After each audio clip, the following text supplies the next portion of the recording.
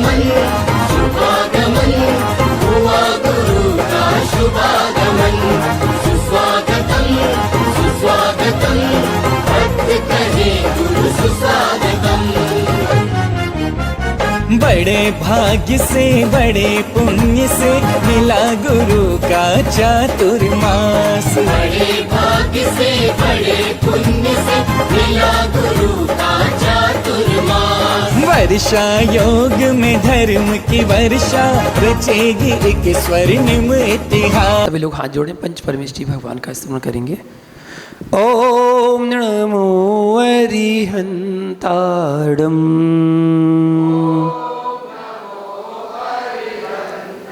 ओम नमो सिरिसेत्थाड़म।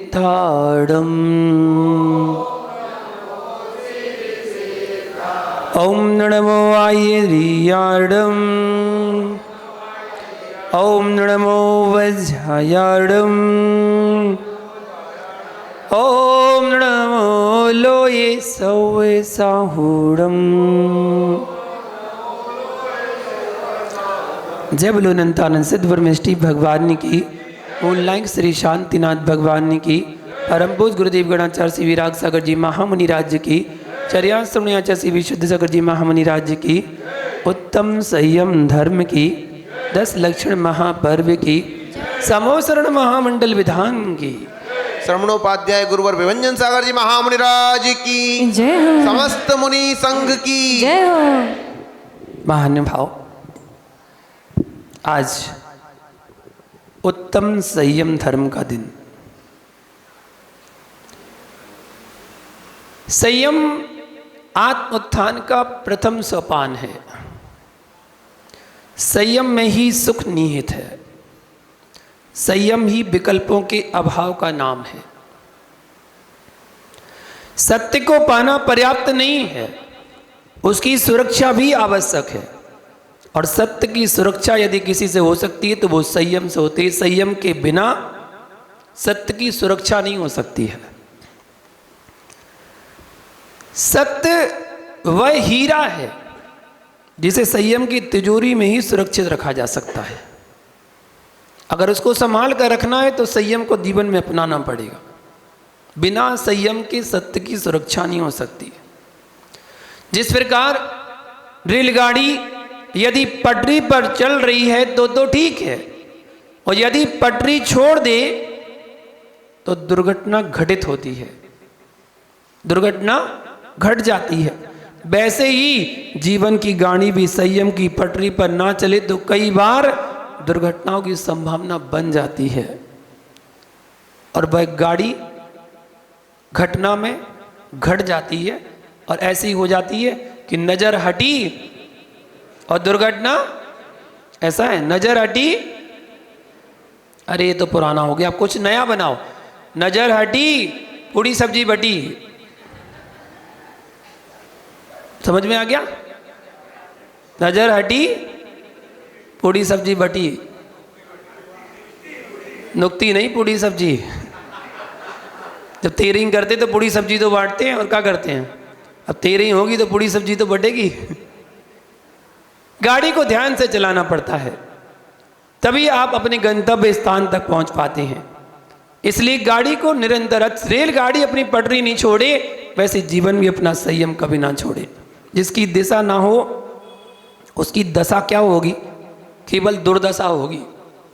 इसलिए जीवन की कोई दिशा होना चाहिए। जीवन में हमें करना क्या है, जीवन में हमारा लक्ष्य क्या है। बिना लक्ष्य की यात्रा कोल्लू के बैल के समान है। जैसे कोल्लू में एक बैल लगा रहता ना, वो बस चारों तरफ घूमता रहता, उसकी आंखों के सामने पट्टी बंधी रहती, बस उसे कुछ नहीं दिखता। बस वो कहता है मैं तो चलता जा रहा हूँ, आगे चलता जा रहा हूँ, लेकिन रहता तो वो वहीं पर ही है। बिना लक्ष्य के जीवन चल रहा है बस, और कुछ नहीं है। एक प्यारे लाल था, उसके 4 दोस्त थे। चारों ने शराब पी ली और शराब पीकर बोले चलो नौका विहार को चलते हैं, नौका यात्रा करने चलते हैं। नौका यात्रा करने के लिए जब वो निकले तो नदी किनारे एक नाव खड़ी हुई थी, उस नाव में बैठ गए। जब नाव में बैठ गए और चारों ने अपने हाथ में चप्पू ले लिया और चप्पू लेकर चलाने लगे। चप्पू चलाने लगे। रात भर उन्होंने जितनी उनकी नशे में थी, जब तक उन्हें चलाया, खूब चलाया, और जब चलाते चलाते नींद आ गई होगी, सो गए होंगे। और सुबह प्रातःकाल जैसे ही उठे तो एक ने पूछा, भैया कहाँ पहुंचे? दूसरे ने अगल बगल देखा, बोले जहां थे वहीं हैं। बोले क्यों? बोले नौका में चप्पू तो चलाया था, बहुत दूर आगे निकल गए होंगे। बोले नहीं, नौका में चप्पू तो चलाया, लेकिन नौका की जो रस्सी थी वो रस्सी नहीं खोली थी। रस्सी खोली नहीं है, रस्सी खोली नहीं तो नौका जहां थी वहीं की वहीं खड़ी रह गई, केवल चप्पू चलता रहा और हम आगे बढ़ ही नहीं पाए।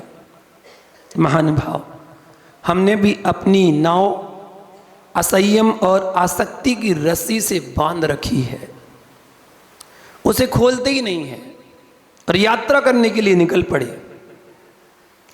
पहले कसाय और संसार की रस्सी खोलो और फिर सौ परोपकार की यात्रा को करो, तभी वो यात्रा आपकी संभव हो पाएगी। महानुभाव, सभी बंधन नहीं हुआ करते हैं। संयम बंधन होकर भी बंधन नहीं है, यह तो निजानुशासन की कुंजी है। लोग कहते हैं ना, बांध दिया। किसी को नियम देते हो आज के, भैया जमीकन का त्याग कर दो, आलू का त्याग कर दो, रात्रि भोजन का त्याग कर दो। बोले हमें बंधन में मत बांधो, प्रतिदिन भगवान के दर्शन तो कर लिया करो। बोले हम नियम नहीं ले सकते, आप नियम मत दो, मुझे बंधन में मत बांधो। ये संयम बंधन होते हुए बंधन नहीं है, ये हमारी आत्म उत्थान का, आत्म कल्याण का एक साधन है, ये बंधन नहीं है। कुछ लोग कहते हैं हम बंध जाएंगे, हम फिर कुछ कर नहीं पाएंगे। नहीं, ये बंधन होकर भी बंधन से छूटने का एक मार्ग है। कभी कभी गुरु आदेश और उपदेश भी हमें कड़वे और अप्रिय जान पड़ते हैं। गुरु का कोई आदेश, कोई उपदेश बहुत कड़वा लगता है, जो हमें कहते हैं ना, दिल में चोट लग गई, बोले हृदय में घात हो गया आपके वचनों से। गुरु के वचन कभी घात नहीं करते हैं, गुरु के वचन आपको सुधारने का प्रयास करते हैं। वो आपसे जो भी कह रहे हैं, आपको भले ही गलत लग रहा हो, चुभ रहा हो, लेकिन वो गलत नहीं है, आपके हित के लिए ही बोला जा रहा है, आपके कल्याण के लिए ही बोला जा रहा है। इसलिए गुरु के आदेश और उपदेश को कभी हृदय घात मत समझना, उनकी डांट में भी प्यार छुपा होता है। गुरु आदेश तो जीवन और आत्म कल्याण की महाऔषधि है। गुरु आदेश सिरोधार, गुरु आज्ञा सिरोधार। जो गुरु ने बोल दिया, बोले आपकी आज्ञा सिरोधार है, आपने जो कहा वैसा ही होगा। भैया, गुरु संयम दे सकता है, गुरु नियम दे सकता है, गुरु दीक्षा दे सकता है, लेकिन उस दीक्षा को निभाना किसको है? उस संयम को निभाना किसको है? जब मैं क्षुल्लक अवस्था में था तो मेरे पास लोग बहुत आते थे, कहते थे गुरुजी आप दीक्षा तो ले लो, 1 साल 2 साल हो गए, 4 साल हो गए, 5 साल हो गए, 6 साल हो गए, 6 साल आप क्षुल्लक दीक्षा में हो गए, अब तो दीक्षा ले लो। तो एक बार मुझसे किसी ने आकर कहा, तो मैंने कहा भैया एक बात बताओ, मैं दीक्षा ले लूँगा, मैं दीक्षा ले लूँगा, दीक्षा कार्यक्रम होगा, दीक्षा देने वाला दीक्षा देगा, दीक्षा देने वाला देगा और लेने वाला लेगा। तुम क्या करोगे? तुम क्या करोगे? बोले हम क्या करेंगे? हमने बताया हम क्या करोगे। दीक्षा लेने वाला लेगा, देने वाला देगा। आप आओगे, ताली बजाओगे, खाना जरूर खाओगे, खाना खाओगे और घर पे जाके सो जाओगे। दीक्षा का पालन किसको करना है? बोले वो तो आप ही को करना है। बेटा मैंने जब दीक्षा लेने के, दीक्षा पालन करने का हकदार जब मैं हो जाऊं तो मैं सब दीक्षा ले लूँगा। जब आप नियम संयम धारण करने के हकदार हो जाएं तभी उस पर आगे बढ़ना, भावुकता में आगे नहीं बढ़ना। संयम वो मार्ग है जो भावुकता का मार्ग नहीं है। ये किसी ने कहा हाँ ले लो ले लो ले लो ले लो ले लो, नहीं, संयम भावुकता का मार्ग नहीं है। जब अंदर से आपका हृदय नहीं बोले तब तक संयम के मार्ग में आगे मत बढ़ना, क्योंकि संयम वो कहलाता है जब एक बार आप बढ़ गए तो बढ़ गए, दोबारा पीछे मुड़ के मत देखना कि हम पीछे क्या छोड़ के आए हैं। जो छोड़ दिया, जो त्याग कर दिया वो त्याग कर दिया। त्याग करने के बाद कोई याद नहीं किया जाता है कि मैंने क्या याद किया। संयम लेने के बाद बात की बात याद नहीं की जाती कि मैं यहाँ पर था, मैं वहाँ पर था, उस ठेले पर मैं चाट खाता था, वहाँ पर मैं पकौड़ी खाने जाता था, नहीं, जो त्याग कर दिया। संयम तो वो है। और भैया जो संयम धारण कर रहा हो उसके लिए कभी रोकना मत, उसकी अनुमोदना करना। बहुत अच्छा, बहुत बढ़िया, आप तो बहुत अच्छा काम करने जा रहे हैं। ये मत करना, वरना लोग रोकने वाले बहुत मिल जाते हैं। अरे क्या रखा है दीक्षा लेने में, क्या रखा है नियम लेने में, अरे छोड़ो आज के समय में दीक्षा मीक्षा नहीं लेना चाहिए। क्या त्याग तपस्या करने बैठे, उपास करने बैठे, 2 उपास 4 उपास 5 उपास कर ली, बस हो गया, बहुत है, चलो पारणा कर लो, अब तो हो गई उपास साधना। रोकने वाले बहुत मिलते हैं, बढ़ाने वाले कम मिलते हैं। आप तो ये बोलो हम नहीं कर पा रहे साधना, कोई बात नहीं, आप करो साधना, बहुत अच्छी बात है। आपकी साधना में हम सहयोगी बनेंगे। आप जो साधना कर रहे हैं उस साधना में हम सहयोगी बनेंगे। घर का काम हम कर लेंगे, कोई बात नहीं, रोज तो तुम करते ही हो, अब हम कर लेंगे, 4-5 दिन हम कर लेंगे, तुम कर लो, तुम साधना कर लो। हम नहीं कर पा रहे, हमारी शक्ति नहीं है, हमारी सामर्थ्य नहीं है, हमारे अंदर इतनी विवेक बुद्धि नहीं है और ना इतना ज्ञान है कि मैं साधना को अच्छे से कर पाऊं। लेकिन तुम कर रहे हो, बहुत अच्छी बात है, आप करो। देखो राकेश लवाड़िया जी हमारे मुंबई में निवास कर रहे हैं, 10 लक्षण के भाव हुए, यहाँ पर 10 लक्षण करने आए और उनकी धर्मपत्नी 10 लक्षण करवाने के लिए आई हैं। वो 10 लक्षण करवाने के लिए आई हैं कि आपकी 10 लक्षण की साधना बहुत अच्छे से हो, निर्विघ्न हो, ऐसी हमारी अनुमोदना है। हम नहीं कर रहे, कोई बात नहीं, आप कर रहे हैं, आप करो, बहुत अच्छी बात है। ऐसे लोग बहुत विरले मिलते हैं जो दूसरों की साधना में सहयोगी बन जाएं। आप तो करो, बहुत अच्छा है।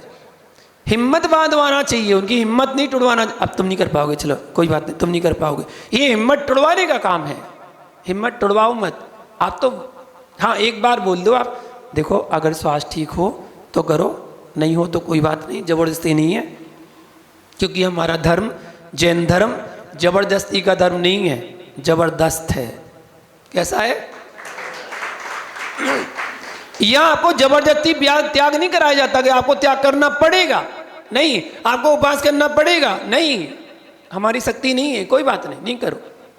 आप देखो सुगंध दशमी की ड्रेस पहन के आए हैं, उपास तो कोई नहीं कर रहा होगा। उपास कौन कर रहा है सुगंध दशमी का? वाह वाह, 2 हाथ तोड़ गए कम। अरे वाह, ये देखो जोड़ी बहुत अच्छी है, आशीष और नेहा है। नियम तो वैसे यही है, जोड़ी से करना चाहिए उपास। तो लोगों ने तो महिलाओं को बना दिया, बस महिलाएं करें, महिलाएं करें, क्या पुरुष का ही नहीं करे? पुरुष भी करे। संयम तो जोड़ी से धारण करना चाहिए। जब भाव बने तो जोड़ी से संयम धारण करो। दोनों ने उपवास लिया, बहुत अच्छी बात है। जिन ने आज सुगंध दशमी के व्रत उपवास कर रहे हैं, बहुत अच्छी साधना करें, मेरा बहुत बहुत उनके लिए बहुत बहुत आशीर्वाद है।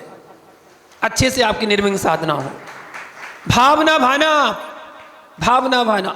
सुगंध दशमी की कहानी तो हमारे पंडित जी ने, संगीतकार ने सुना दी होगी पूजा में, है ना, शॉर्ट रूप में बताए दे रहे। क्या उसने भाव बनाए होंगे।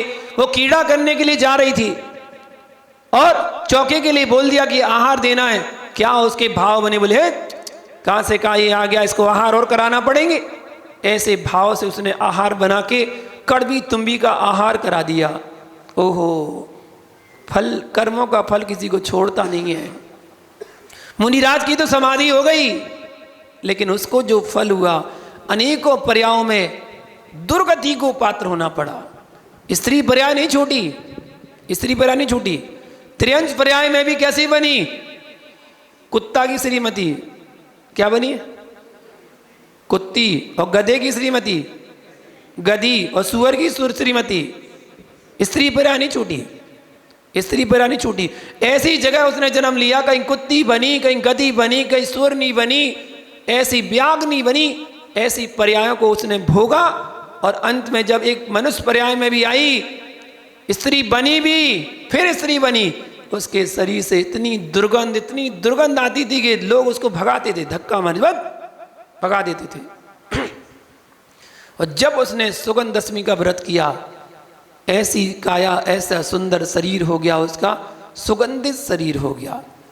फिर उसने शरीर को ऐसे ही नहीं गवाया, संयम को धारण कर लिया, और संयम को धारण करके अपने उस भाव को सुधार लिया। ये सुगंध दशमी है। इसलिए जीवन में संयम धारण जरूर करो। जीवन में संयम के बीज बोगे तो एक ना एक दिन वीतरागता का फल आपको अवश्य मिलेगा। जरूर मिलेगा। अगर वीतरागता के फल को प्राप्त करना चाहते हैं तो संयम का बीज तो आपको बोना पड़ेगा। हम इंद्रियों के अनुसार ना चलें, अपितु इंद्रियों को अपने अनुसार चलाने की सामर्थ्य पैदा करें। हम आज इंद्रियों के अनुसार चलते हैं, इंद्रियों ने जो कहा करने को तैयार हो जाते हैं। इंद्रियों को अपने अनुसार चलाने की सामर्थ्य पैदा करें। प्रत्येक इंद्रिय की अधीनता पीड़ा ही देती है। भैया प्यास पेय पदार्थ की मांग करती है कि मुझे पेय पदार्थ चाहिए, लेकिन डिमांड पांचों इंद्रियों की बढ़ जाती है, पांचों इंद्रियों की बढ़ जाती है। ठंडा भी चाहिए, प्यास तो यहीं लग रही थी, लेकिन ठंडा भी चाहिए, अच्छा वाला बर्तन चाहिए, गिलास चाहिए, कटोरी चाहिए, कटोरी नहीं चाहिए।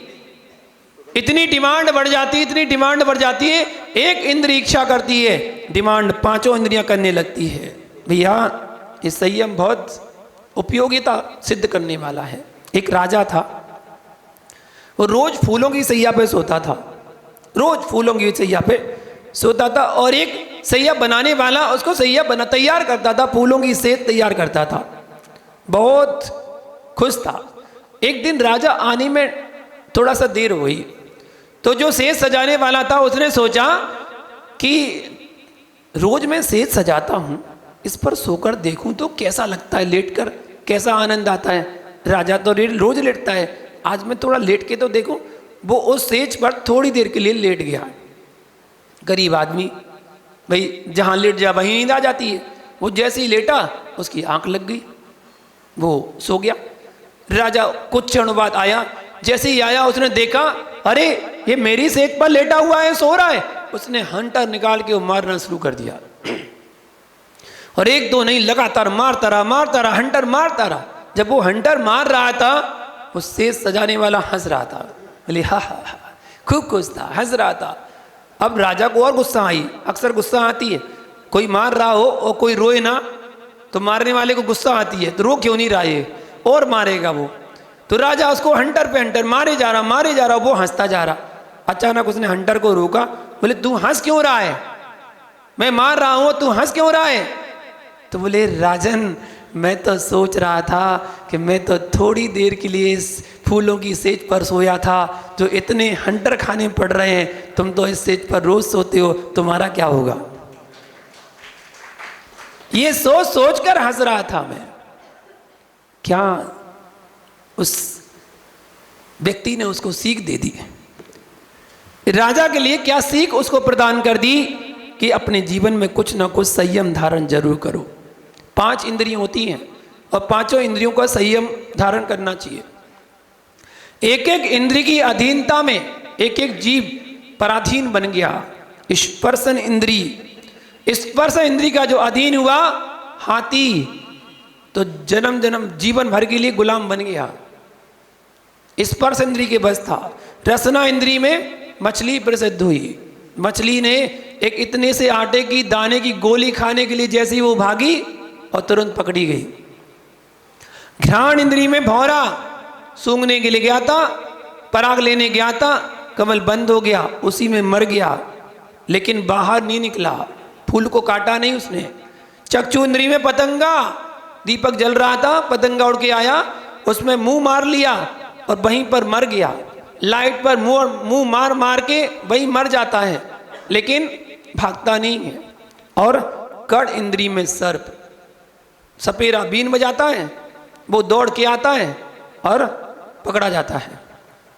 ऐसे ही हिरण कर्ण इंद्रिय में, म्यूजिक बहुत पसंद है उसे, संगीत बहुत पसंद है, बस संगीत बजता है तो वो भी झूमने वहीं खड़ा हो जाता है, स्थिर हो जाता है।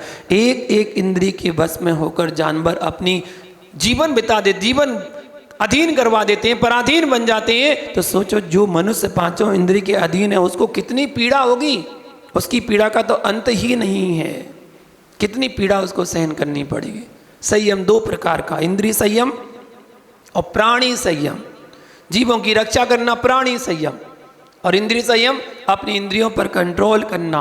संयम जीवन का सौभाग्य है, संयम को साधना बना लो, साधना बनाओ। भैया आपने क्षमा में क्रोध का संयम किया, मार्दव में कठोर परिणामों का संयम किया, आर्जव में मायाचार का संयम किया, और शौच में लोभ कसाय का संयम किया, और सत्य में मिथ्यात का नियमन किया, असत्य का संयम किया। सारांश यह है कि जैसे माला के प्रत्येक पुष्प में सूत्र पिरोया होता है एक एक दाने में, वैसे ही धर्म के सभी अंगों में संयम स्थित है, अर्थात संयम जुड़ा हुआ है। संयम वो धागा है, वो सूत है, और बाकी के धर्म मोती हैं। एक माला में सब पुरे हुए हैं और सब जुड़े हुए हैं। बिना संयम के जीवन में कुछ कर ही नहीं सकते। अपने जीवन में संयम धारण करने के बारे में विचार करें। संयम क्या है? एक बार मैंने प्रश्न पूछा गुरु भक्ति में कि बताओ भैया, इतने लोग बैठे हैं, इतने लोगों में कौन ऐसे व्यक्ति हैं जो स्वर्ग जाना चाहते हैं? बताओ आप लोगों में स्वर्ग कौन जाना चाहता है? एक ज्ञानी अम्मा ने हाथ उठाया, बस। और कोई नहीं जाना चाहता? वाह, यात्रा के लिए बस तैयार कर रहे हैं। एक बार मैंने जब गुरु भक्ति में प्रश्न पूछा कि बताइए स्वर्ग कौन जाना चाहता है, उस सभा में ऐसा कोई व्यक्ति नहीं था जिसने हाथ नहीं उठाया। उस सारे व्यक्तियों ने हाथ उठा लिया कि सब स्वर्ग जाना चाहते हैं, बस एक व्यक्ति ने हाथ नहीं उठाया, वो हाथ नीचे रखा रहा। वो ज्ञानी था, वो नीचे करा रहा। फिर मैंने दोबारा क्वेश्चन पूछा कि बताओ ऐसे कौन व्यक्ति हैं जो इस सभा में नरक जाना चाहते हैं? किसी ने भी हाथ नहीं उठाया। उसने भी हाथ नहीं उठाया जिसने पहले वाले में भी हाथ नहीं उठाया था।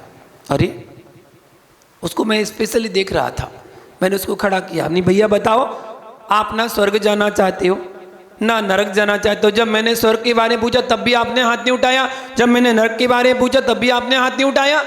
आप क्या करना चाहते हो? आप स्वर्ग नरक नहीं जाना चाहते हो? फिर क्या तिरंज में जाओगे? बोले नहीं गुरुजी, आपने स्वर्ग नरक पूछा, स्वर्ग में नहीं जाना चाहता। मैंने कहा नहीं जाना चाहता। नरक में नहीं जाना चाहता? बोले नहीं जाना चाहता। फिर बोले मैं तो अपने जीवन को ही स्वर्ग बनाना चाहता हूं। ना मैं स्वर्ग में जाना चाहता हूं, मैं न नरक में जाना चाहता हूं, मैं तो अपितु अपने जीवन को ही स्वर्ग बनाना चाहता हूं। जीवन स्वर्ग बनता है संयम से। जिसने जीवन में संयम धारण कर लिया उसका जीवन स्वर्ग के समान है, स्वर्ग से कम नहीं है। महानुभाव, अपने मन को कंट्रोल करो, तभी संयम को धारण कर पाओगे। संत मन और इंद्रियों को बस में कर लेता है, बस इसी कारण संसार उनकी बस में हो जाता है। एक साधु के बस में दुनिया हो जाती है। जहां से वो निकल जाए अपने आप हाथ जुड़ जाते हैं, उनके चरणों में झुक जाते हैं। हम उनको जानते भी नहीं, हमको पहचानते भी नहीं, हमने उनको कभी देखा भी नहीं, पहली बार उनको देखा। आप रास्ते से गाड़ी से जा रहे हैं और कोई सामने से साधु चले आ रहे हैं, आप अपने आप गाड़ी खड़ी करके उनके सामने हाथ जोड़ के नतमस्तक हो जाते हैं, अपना सर झुका लेते हैं। क्यों? आप तो उनको जानते भी नहीं हैं। फिर आपने कैसे नमस्कार कर लिया? हमने उनको नमस्कार नहीं किया, अपितु उन्होंने जो संयम को धारण किया, हमने उस संयम को नमस्कार किया है। वो संयम पूजनीय है। संत और श्रावक में बस इतना ही अंतर होता है। जो मन का गुलाम होता है वो श्रावक होता है, और जो मन को गुलाम बनाता है वो संत हुआ करता है। मन सभी इंद्रियों का राजा है। मन को बस में कर लिया तो आपने सबको बस में कर लिया। पता, शरीर एक रथ है, शरीर एक रथ है, इंद्रियां उसके 5 घोड़े हैं, मन उसका सारथी है और आत्मा उसकी सवारी है। समझ में आ गया? मन ने जैसे ही लगाम खींची, इंद्रियां दौड़ने लगी, शरीर को लेकर भागने लगी, और जो उसमें आत्मा सवारी है वो आत्मा सवारी जहां शरीर जाएगा वहां आत्मा जाएगी।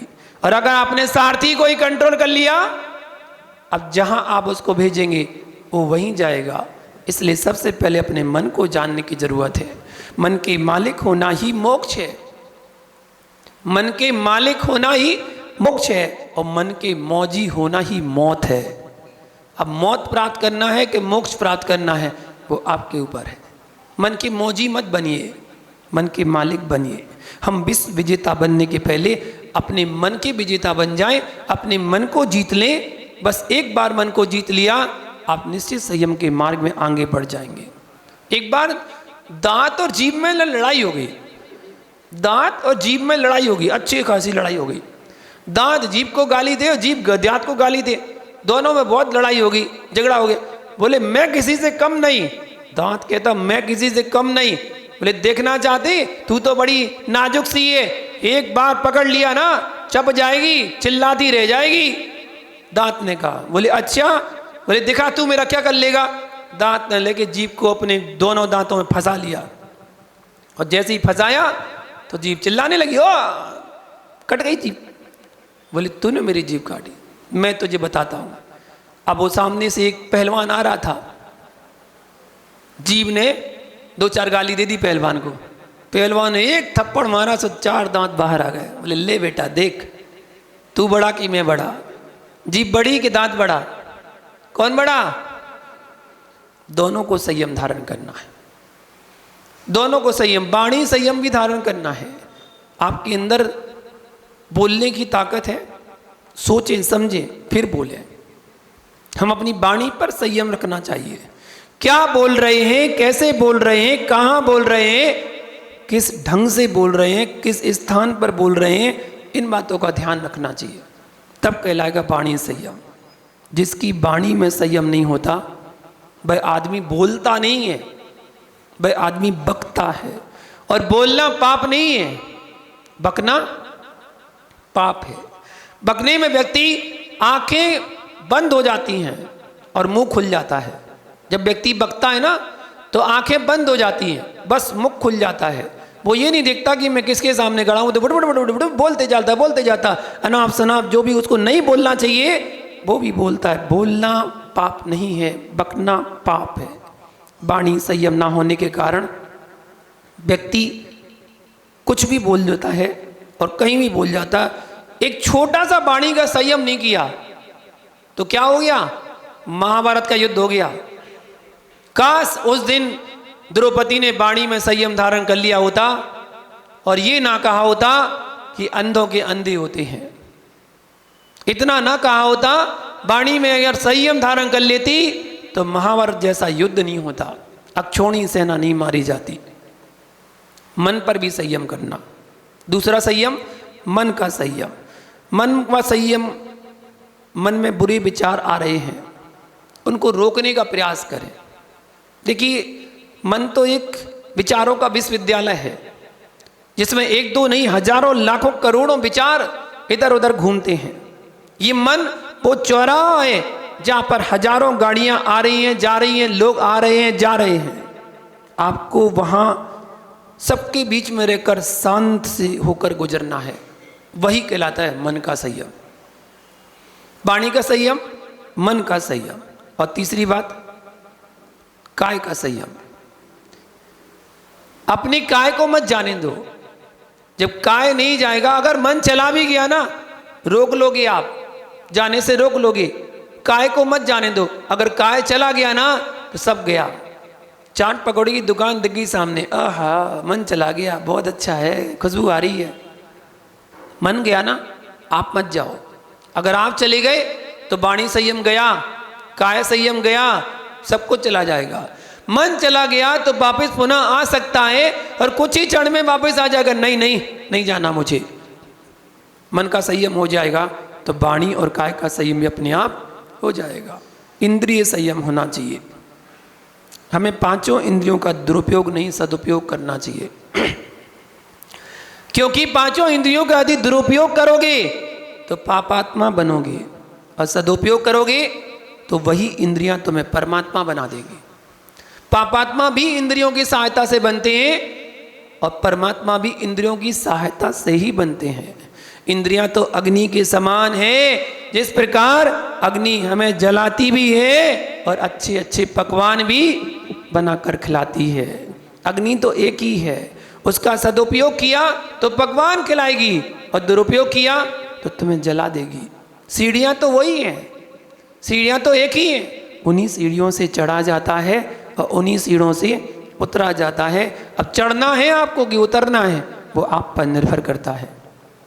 इंद्रियों का दुरुपयोग किया तो वो तुमको डॉग बनाएंगी, इंद्रियों का दुरुपयोग किया तो क्या बनाएंगी, डॉग बनाएंगी। और डॉग का उल्टा। अगर इंद्रियों का सदुपयोग किया तो वो आपको गॉड बनाएंगी। बस आपके ऊपर निर्भर करता है आप इंद्रियों का कैसा उपयोग करते हैं, सदुपयोग करते हैं या दुरुपयोग करते हैं। जब हम इंद्रियों का सदुपयोग करना सीख जाएंगे तो हमारी आत्मा को परमात्मा बना सकते हैं। विष तो व्यक्ति का एक भाव खराब करता है, लेकिन इंद्रिय रूपी जो विषय हैं वो हमारे ना जाने कितने भवों को खराब करके रख देते हैं। इसलिए इंद्रियों पर विजय प्राप्त करने के बारे में विचार रखें। क्या इंद्रियों पर विजय है? इंद्रियों के विषय पहले हमें सुख देते हैं, बाद में वही सुख हमें दुख देते हैं। जैसे कि दांत खाज खुजली, खुजली हो रही है ना, खुजाओ, कैसा लगता है? बहुत अच्छा लगता है। और ज़्यादा खुजाओ तो घाव बन जाता है। जो हमें इंद्रियां सुख दे रही थी वही हमें दुख का कारण बन जाती हैं। वो इंद्रिय सुख कहलाते हैं। इंद्रियों का सदुपयोग करो। हाथ का उपयोग करना है तो दान देने में करो। आँख का उपयोग करना है तो भगवान के दर्शन करने में करो। कान का उपयोग करना है तो भगवान के भजन सुनने में करो। मुख का उपयोग करना है तो भगवान की स्तुति गाने में उस इंद्रिय का सदुपयोग करो। अपने पैरों का सदुपयोग करना है तो तीर्थ यात्रा में उनका सदुपयोग करो। ये कहलाते हैं सदुपयोग करना। सदुपयोग करना, सदुपयोग करो, दुरुपयोग मत करना। अगर दुरुपयोग करोगे, संयम नहीं बरतोगे, दर दर की ठोकरें ही खानी पड़ती हैं। आज का आदमी बस दो चीज़ों में फंसा हुआ है, या तो अति भुक्ति या अति युक्ति। अति भुक्ति या अति युक्ति, और ये दोनों के दोनों काम रसना इंद्रिय से होते हैं। अति भुक्ति मतलब अधिक भोजन, अति युक्ति मतलब अधिक बोलना। सारी इंद्रियों का काम तो एक ही होता है। श्वास इंद्रिय का स्पर्श करना, घ्राण इंद्रिय का सूंघना, चक्षु इंद्रिय का देखना, और कर्ण इंद्रिय का सुनना, और रसना इंद्रिय का एक काम नहीं दो काम। पहला चखना और दूसरा बकना। चखती भी बहुत है, बकती भी बहुत है। सारी इंद्रियां एक काम करती हैं, पर रसना इंद्रिय दो काम करती है। इतना आसक्ति पूर्वक। एक प्यारे लाल जी थे, अपनी ससुराल गए पत्नी को लेने। जब पत्नी को लेने जा रहे थे ना, पत्नी को पहले खबर कर दी थी, देखो मैं आ रहा हूँ और तुम्हें मालूम है मुझे भोजन में क्या पसंद है, ध्यान रखियो वही वही बनना चाहिए। और एक चीज़ और ध्यान से, पापड़ जरूर बनना चाहिए, बिना पापड़ के हमारे भोजन नहीं होता, तुम्हें पता है ना? बोले हाँ हमें सब पता है, आप तो आ तो जाओ, सब तैयारी है। सासू माँ ने भोजन बनाया। अब वो पत्नी चली गई पानी भरने के लिए, ये पहुँच गए खाना खाने के लिए। अब खाना खाने जैसे ही पहुँचे, खाना की थाली लगा दी और बहुत अच्छे पकवान बनाए थे सासू माँ ने, सब कुछ पकवान बना दिए। अब ससुराल में गए हैं, देव मांग तो सकती नहीं है कुछ। अब बैठ गए थाली में, और थाली में सब कुछ लगा दिया, बस एक चीज़ नहीं लगाई। क्या नहीं लगाया? बस वो ही नहीं लगाया, बाकी सब लगा दी। अब ये देख तो रहे कि कहाँ है, सामने जहाँ सासू माँ बैठी थी भाई बगल में पापड़ रखे हुए थे, बगल में रखे हुए थे। अब वो सब कुछ मुझे सब्जी दे दे लाला जी, बुंदेलखंड में लाला जी बोलते हैं, लाला जी बोलते हैं ना, लाला जी सब्जी दे दें। ठीक है ठीक है ठीक है। अच्छा रोटी और दे दें। ठीक है ठीक है ठीक है। अब चाहिए तो कुछ और है, वो तो पूछे ना, बस बाकी सब पूछते जाए, लेकिन पापड़ के बारे में पूछे ना। अब बड़ा बेचैन हो गया प्यारे लाल, करें तो करें क्या? युक्ति सोची कि बोले कुछ तो करना चाहिए। अब वो खाना तो धीरे धीरे धीरे धीरे खा रहा था। अचानक मुझे अरे बोले मम्मी जी आपको पता, तब हम यहाँ अपने घर से लेने के लिए आ रहे थे ना, रास्ते में एक जंगल पड़ा था। अरे जंगल पड़ा था? बोले हाँ जंगल पड़ा था, उसमें तो बहुत आवाजें आ रही थी। तो सासू माँ ने कहा अच्छा ऐसा? हाँ बोले बहुत बड़ी बड़ी आवाजें आ रही थी, घनघोर जंगल था, और जब मैं वहां से निकल रहा था तो रोड पर पता एक सांप आ गया था। बोले अच्छा सांप? बोले हाँ बहुत लंबा सांप था, बहुत बड़ा सांप था। बोले कितना बड़ा? बोले मैं यहाँ बैठा हूँ ना, और यहाँ से वो पापड़ रखी वहां तक। सांप कितना बड़ा था? जहाँ हम बैठे हैं वहां से लेकर वो पापड़ रखी बात, इतना बड़ा सा। अरे सासू माँ ने कहा पापड़ देना तो भूल ही गई, दामाद जी पापड़ तो ले लो। लाओ वही तो चाहिए थे, इसलिए तो कहानी बनाई। अपने संयम को खो देता है आदमी व्यक्ति, और वहां जाके वहां भी मांग लेता है। ससुराल, ससुराल तो ससुराल होती है, आपको पता ससुराल क्या होती है? ससुराल, ससुराल का अर्थ क्या होता है? जहां सुख से बीते कई साल। ठीक है, महिलाओं के लिए नहीं है, पुरुष के लिए है। महिलाएं तो ये सोचती कब मायके जाएं, पुरुषों के लिए बता रहा हूं। ससुराल जहां सुख से बीते कई साल, जहां खा पी कर फूल जाते हैं गाल, बदल जाती है चाल, वही तो है सुख की ससुराल। ससुराल तो वो ससुराल है। अब वहां उसने पापड़ खा के उसका भी इंद्रिय संयम भी उसने छोड़ दिया। महानुभाव, यदि खेत के चारों ओर बाण ना लगाई जाए तो उस खेत में पशु आदि घुस जाते हैं और सारी फसल को बर्बाद कर देते हैं, हानि पहुंचा देते हैं। इसलिए खेत में बाण लगाना बहुत ज़रूरी है। संयम भी आचरण के चारों ओर लगाई जाने वाली एक बाण है, एक सीमा है, एक परिधि है जो बाण लगाई जाती है। महानुभाव, परिणामों की निर्मलता के लिए संयम का होना बहुत आवश्यक है। आपको अपने परिणाम अच्छे बनाना है तो संयम को धारण करना बहुत जरूरी है। कोई व्यक्ति ज्ञानी हो और साथ में असंयमी हो, यह संभव नहीं है। ये तो एक साथ ही हो सकते हैं, ज्ञानी और संयमी। ठीक वैसे वैसे जैसे कि दूध और इमली एक साथ नहीं रह सकते हैं, वैसे ही चक्रवर्ती जी देखिए, आइए। अपने मूल नायक भगवान की पूजा हो रही है। आइए चक्रवर्ती महोदय, और बड़े भक्ति भाव के साथ इस पूजा को करेंगे। और आज दूसरी तरफ से शांति धारा करने का सौभाग्य कौन से महानुभाव ने प्राप्त किया था? आइए ना भैया, आप भी स्थापना करेंगे।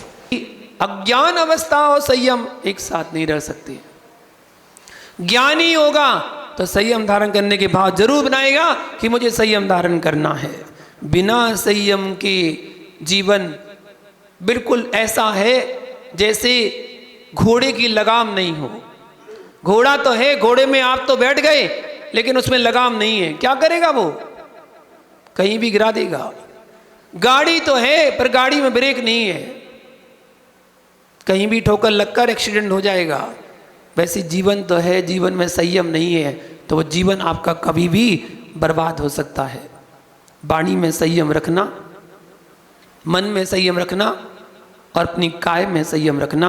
संयम के बिना आपका जप करना, आपका तप करना, आपकी साधना करना, आपका सामयिक करना, आपका ध्यान करना सब व्यर्थ है। खाए पिए जा रहे हैं, चिल्लाओ चिल्लाओ आत्मा शुद्धे आत्मा बुद्धे एको हम निर्ममा शुद्धो ज्ञानी योगेंद्र गोचरा। खूब चिल्लाओ। चिल्लाने से आत्मा शुद्ध नहीं हो जाती है, आत्मा शुद्ध होती है संयम से।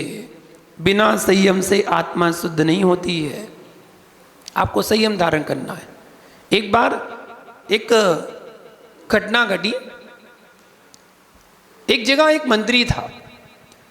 मंत्री ने कोषगृह से कुछ रत्न उठा लिए, रत्नों को चुरा लिया। जब रत्नों को चुराया तो पकड़ा गया वो, और जब पकड़ा गया तो उसको जेल में ले जाया गया और दरबार में लाया गया। दरबार में लाया गया तो सजा सुनाने की बात आई कि मंत्री आपके पास तो खूब धन दौलत रुपया पैसा था, आपने रत्न क्यों चुराए? क्या जरूरत थी रत्न चुराने की? मालूम क्या जवाब दिया?